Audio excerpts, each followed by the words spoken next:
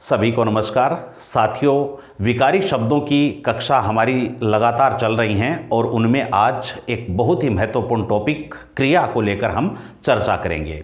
जैसा कि प्रतियोगी परीक्षाओं में परीक्षार्थी अक्सर यह बताया करते हैं कि बाकी टॉपिक जैसे तैसे वे समझ लेते हैं, लेकिन जब बात क्रिया की आती है तो क्रिया के इतने भेद होते हैं कि उस जंजाल से छात्र अपने आप को निकाल नहीं पाता है, बड़ा असहज महसूस करता है। क्योंकि जब क्रिया की बात करते हैं तो कर्म के आधार पर आप देखते हैं अकर्मक क्रिया या फिर सकर्मक क्रिया, फिर सकर्मक क्रिया के अंदर एक कर्मक, द्विकर्मक, कुछ अपूर्ण क्रियाएं, कुछ पूर्ण क्रियाएं। इसके बाद व्युत्पत्ति के आधार पर हम देखते हैं यौगिक क्रियाओं की बात करते हैं तो वहाँ पर आप देखते हैं कि नाम धातु क्रिया है, प्रेरणार्थक क्रिया है, प्रथम प्रेरणार्थक, द्वितीय प्रेरणार्थक, तात्कालिक क्रिया, कृदंत रूप क्रिया के समापिका क्रियाएं कौन सी होती हैं, असमापिका क्रियाएं कौन सी होती हैं, रंजक क्रिया क्या होती है, सहायक क्रिया क्या होती है, मुख्य क्रिया क्या होती है। इस तरह से ये तमाम जो वर्गीकरण हो जाते हैं तो विद्यार्थी अपने आप को थोड़ा असहज महसूस करता है अगर उसने गहराई से इन सभी को नहीं समझा है। साथियों, मैं आपको विश्वास दिलाता हूं कि धीरज के साथ यदि आप इस कक्षा को देखते हैं तो क्रिया टॉपिक से संबंधित आपके जो कन्फ्यूजन हैं वे निश्चित रूप से दूर हो जाएंगे। तो हम शुरू करते हैं और बात करेंगे आज क्रिया की। साथियों, सबसे पहले तो ये देखिए कि जब आप हिंदी व्याकरण पढ़ना शुरू करते हैं तो आपने देखा कि हिंदी की सबसे छोटी इकाई वर्ण है, ध्वनि है। हिंदी की सार्थक लघुतम इकाई शब्द है और हिंदी की पूर्ण सार्थक इकाई वाक्य होती है। कोई भी वाक्य बगैर क्रिया के पूरा नहीं हो सकता। साथियों, किसी भी वाक्य की जब हम बात करते हैं तो उसमें तीन चीज़ें हमें सबसे पहले उनका नाम हम लेते हैं। एक होता है कर्ता, एक होता है कर्म और एक होता है क्रिया। ये व्याकरणिक त्रयी है, यानी हिंदी व्याकरण में इन तीन शब्दों को व्याकरणिक त्रयी के नाम से जाना जाता है। यानी किसी भी वाक्य में इन तीन की जरूरत महसूस होती है, जिसमें एक है कर्ता, कर्म और क्रिया। साथियों, यहां मैं आपको बता दूं कि कर्म नहीं भी हो तो वाक्य अपने आप में पूर्णतः सार्थक हो सकता है या होता है। यानी अकर्मक क्रियाओं में कर्म नहीं होता लेकिन वाक्य अपना पूर्ण और निश्चित अभिलषित अर्थ प्रदान करता है। लेकिन कर्ता और क्रिया ये वाक्य में निश्चित रूप से होते हैं। लेकिन अगर और हम आगे की बात करें तो मैं आपको कह सकता हूं कि यदि कर्ता को भी वाक्य से हटाया जाए तो भी वाक्य अपने पूर्ण अर्थ को सुरक्षित रख लेता है। लेकिन यदि क्रिया वाक्य से हट जाएगी तो फिर वह वाक्य नहीं हो सकता। अर्थात किसी भी वाक्य का सबसे महत्वपूर्ण जो पद होता है वह क्रियापद होता है। तो इस बात को ध्यान में रखना है। यानी कोई भी वाक्य तब तक वाक्य का दर्जा नहीं प्राप्त कर सकता जब तक उस वाक्य में क्रिया नहीं हो। अकेली क्रिया भी अपने आप में पूर्ण वाक्य हो सकती है। कैसे हो सकती है? जैसे मैंने कहा कि आ, तो यहाँ कि तुम आओ, यह संदेश इस आ के माध्यम से पहुंच रहा है। पढ़, लिख, उठो, बैठो, जाओ, खेलो, कूदो, ये सभी शब्द अपने आप में सिंगल शब्द हैं, एकल शब्द हैं, यानी केवल क्रियापद है यहाँ पर। लेकिन यह क्रियापद अपने आप में एक पूर्ण वाक्य का दर्जा रखता है। लेकिन इन्हीं के स्थान पर अगर हम केवल कर्ता शब्द बोलें, हम कहें वह, हम कहें राम, हम कहें सीता, हम कहें राधा, हम कहें मोहन, तो साथियों इन अकेले शब्दों से कोई भी अर्थ प्रकट नहीं होता है। तो पहली स्थिति तो आपको जो पहली बात याद रखनी है वह क्या रखनी है कि वाक्य का सर्वाधिक महत्वपूर्ण अंग क्रिया है। बिना क्रिया के कोई वाक्य नहीं हो सकता। अब हम आगे की बात करते हैं। साथियों, आपने एक शब्द सुना होगा जिसे हम कहते हैं धातु। यह धातु क्या है? कुछ विद्यार्थी तो यह समझते हैं कि क्रिया को ही संस्कृत में धातु कहा जाता है, लेकिन यह सही नहीं है। साथियों, आप जब व्याकरण की मार्केट में उपस्थित मार्केट में जो व्याकरण की पुस्तकें मिलती हैं, कई पुस्तकों में आप पढ़ेंगे तो वहाँ आप यह पाते हैं कि धातु और क्रिया ये समानार्थी शब्द हैं, यानी दोनों का एक ही अर्थ है। लेकिन दोस्तों यह सच नहीं है। धातु अलग है और क्रिया बिल्कुल अलग चीज है। सबसे पहले हमें यह समझना होगा कि धातु क्या है और क्रिया क्या है। तो हम शुरू करते हैं। साथियों, अब इन दोनों वाक्यों को ध्यान से समझें ताकि आप हमेशा हमेशा के लिए क्रिया और धातु का जो संशय है आपका वो समाप्त हो जाए। देखिए, क्रिया क्या होती है कि जिस विकारी शब्द के द्वारा किसी वस्तु के विषय में विधान किया जाता है। साथियों, विकारी शब्द, क्रिया कैसा शब्द है? तो क्रिया एक विकारी शब्द है। विकारी शब्द क्या होता है हम पहले पढ़ चुके हैं, मैं आपको फिर बता देता हूं कि ऐसे शब्द जो लिंग, वचन, पुरुष, काल, कारक और वाच्य आदि के अनुसार अपना रूप बदल लेते हैं, जिनके रूप में विकार आ जाता है, रूप बदल जाता है, उसे हम विकारी कहते हैं।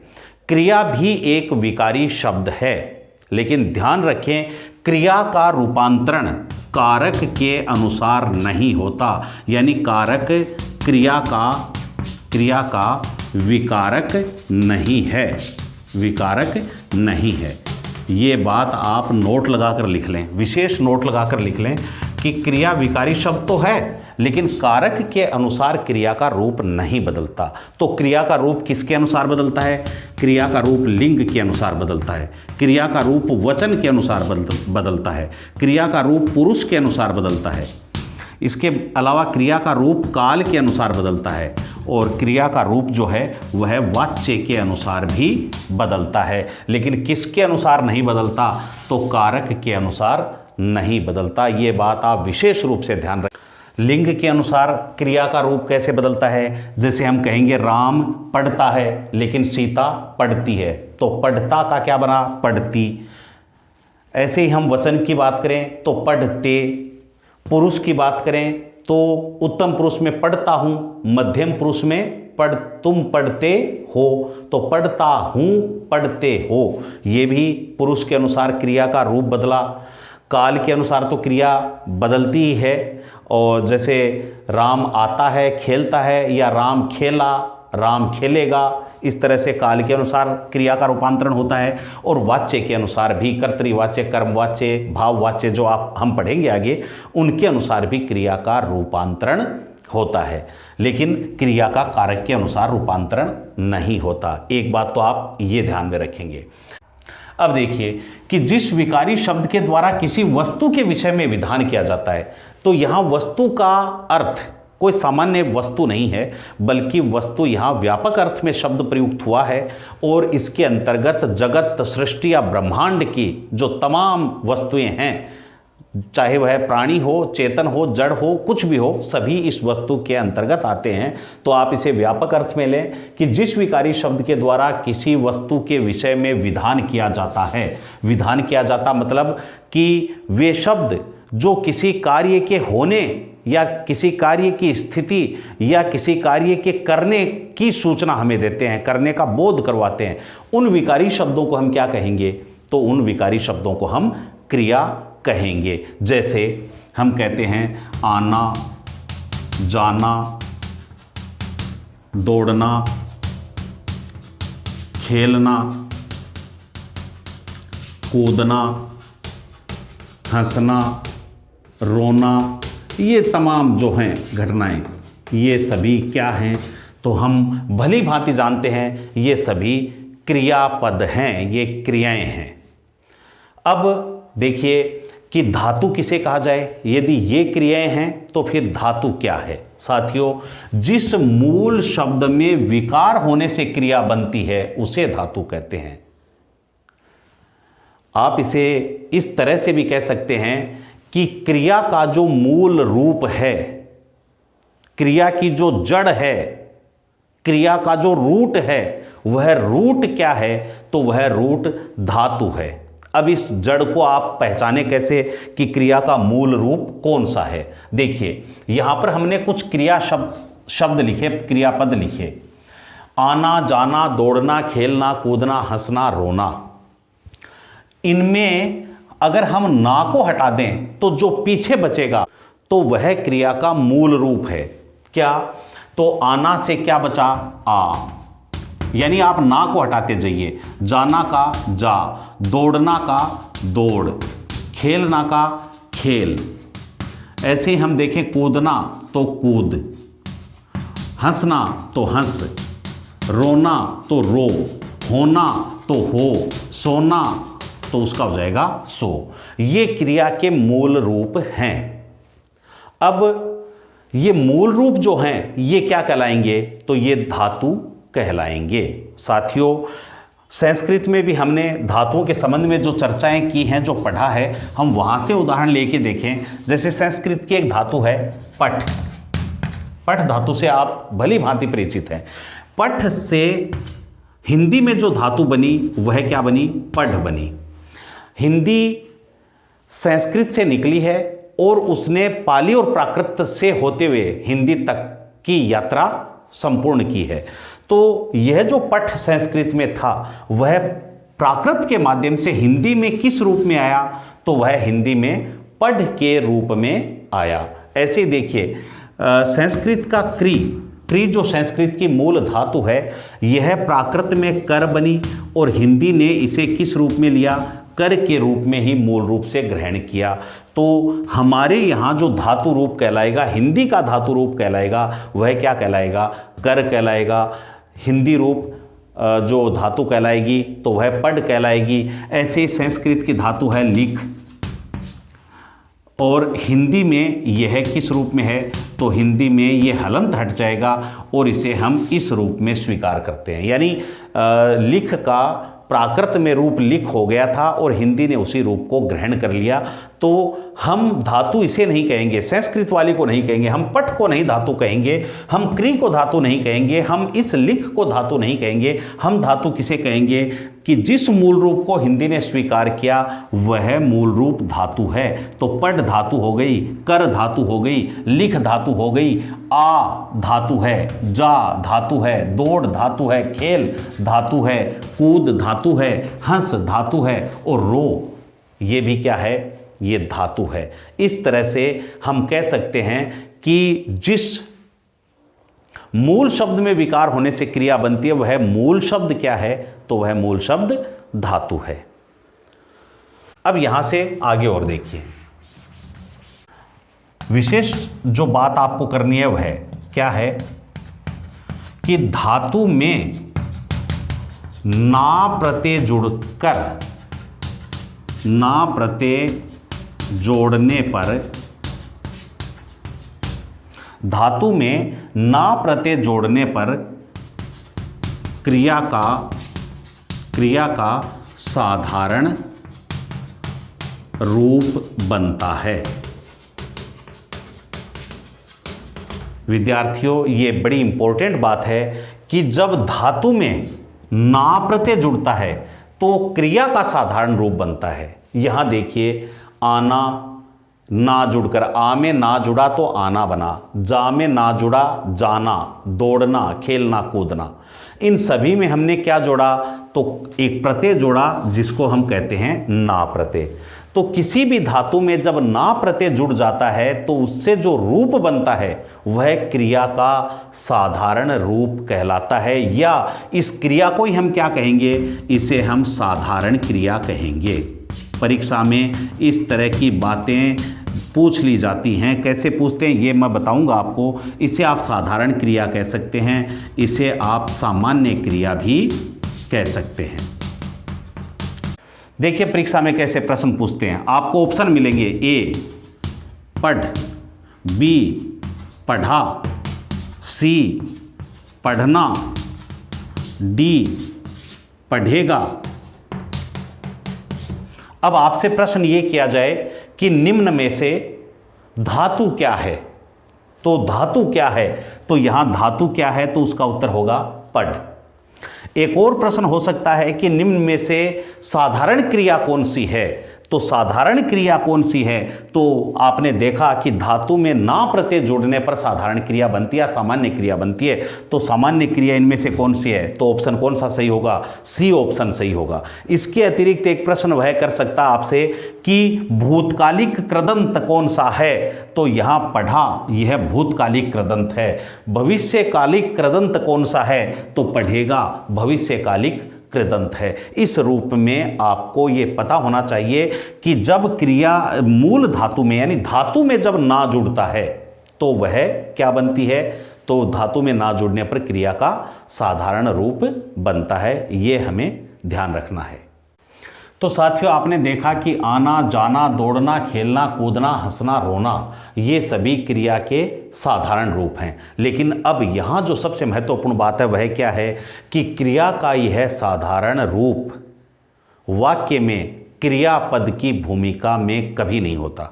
ये एक बहुत बड़ी बात है कि यह क्रिया का जो साधारण रूप है यानी धातु में ना जुड़ने पर जो साधारण क्रिया बनती है, यह साधारण क्रिया वाक्य में प्रयुक्त नहीं होती है।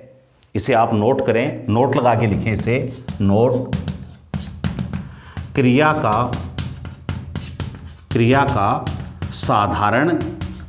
साधारण या सामान्य रूप वाक्य में क्रियापद के रूप में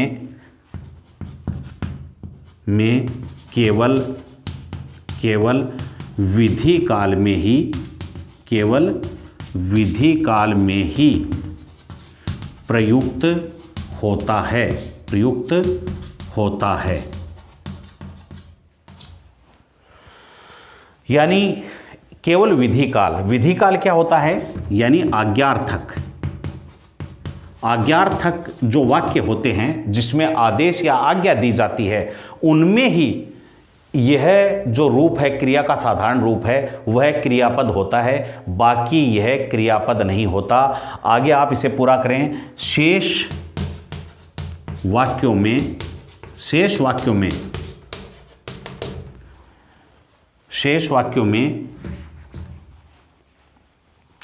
यह क्रियार्थक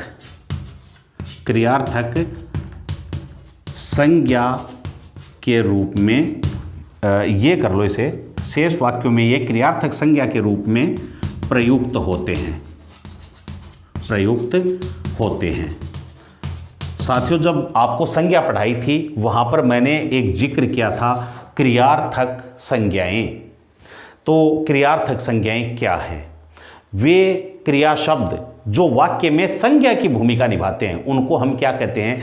क्रियार्थक संज्ञा कहते हैं। यानी वे क्रियापद का काम नहीं करते बल्कि वाक्य में वे एक संज्ञा के रूप में काम करते हैं, तो उन्हें क्रियार्थक संज्ञा कहा जाता है। ये बहुत ही महत्वपूर्ण बात है। आप अगर क्रिया को सीखना चाहते हैं तो ये बातें आपको पता होनी चाहिए कि क्रिया का जो साधारण या सामान्य रूप है, मैं आपको बता चुका हूं क्रिया का सामान्य रूप क्या होता है। तो धातु में ना जोड़ने पर जो रूप बनता है वह क्रिया का सामान्य रूप है। जैसे ये आना जाना, दौड़ना, खेलना, कूदना, हंसना, रोना, ये सभी क्या हुए? क्रिया के सामान्य रूप हुए। क्रिया का साधारण या सामान्य रूप वाक्य में क्रियापद के रूप में केवल विधि काल में ही प्रयुक्त होता है।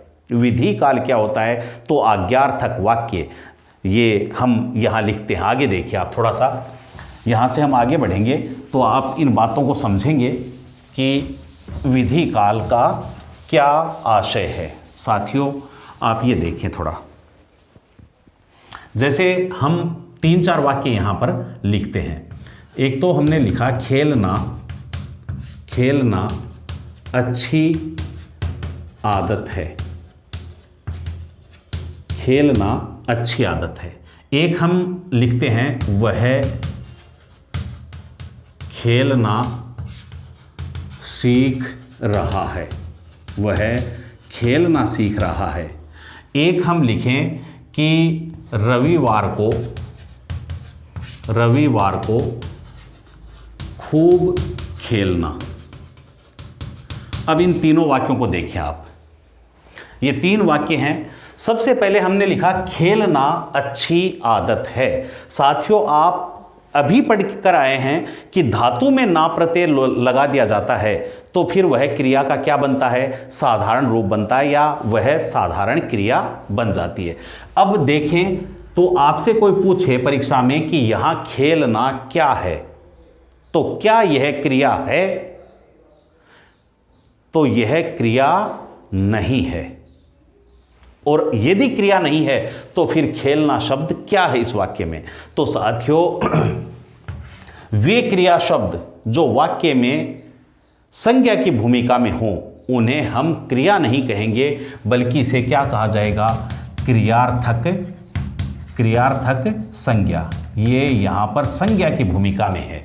और एक और बात मैंने आपको जब संज्ञा पढ़ाई थी तब बताया था कि क्रियार्थक संज्ञाएं किसके अंतर्गत आती हैं? तो क्रियार्थक संज्ञाएं भाववाचक संज्ञा के अंतर्गत आती हैं। तो यहां आप भाववाचक संज्ञा कर सकते हैं या क्रियार्थक संज्ञा कर सकते हैं, लेकिन यह खेलना शब्द क्रिया नहीं है, जबकि यह धातु में ना प्रत्यय जुड़कर यानी क्रिया का साधारण रूप बन गया है। दूसरा वाक्य देखिए, वह खेलना सीख रहा है। तो यहां पर भी यह जो खेलना शब्द है यह क्रियार्थक संज्ञा है, भाववाचक संज्ञा है, यह क्रिया नहीं है। लेकिन अंतिम वाक्य, रविवार को खूब खेलना या रविवार को दिन भर खेलना, यहां पर भी खेलना शब्द आया है, लेकिन यह खेलना क्रियार्थक संज्ञा नहीं है, बल्कि यह क्या है, यह क्रिया है। यह जो वाक्य है यह कैसा वाक्य है? तो यह विधि काल का वाक्य है। विधि काल क्या होता है? तो विधि काल का अर्थ है जो आज्ञार्थक वाक्य होते हैं, जिनमें आदेश दिया जाता, आज्ञा दी जाती है, उन्हें हम विधि काल के वाक्य कहते हैं। तो साथियों, जैसे मैं कहूं कि मन लगाकर पढ़ना, दिन भर खेलना, 3-4 घंटे दौड़ना, तो इस तरह के जो वाक्य हैं ये आज्ञार्थक या विधि काल के वाक्य होते हैं। इसलिए जो ये पद आएगा, साधारण क्रिया रूप आएगा, वह क्रिया के रूप में होगा। लेकिन यदि वाक्य के आरंभ में या वाक्य के मध्य में जब क्रिया का साधारण रूप आता है तो वह क्रिया नहीं होता, बल्कि वह क्रियार्थक संज्ञा होता है, और क्रियार्थक संज्ञाएं भाववाचक संज्ञा के अंतर्गत आती हैं। तो मैं समझता हूं कि आप इसे समझ चुके हैं। अब यहां से आगे चलते हैं।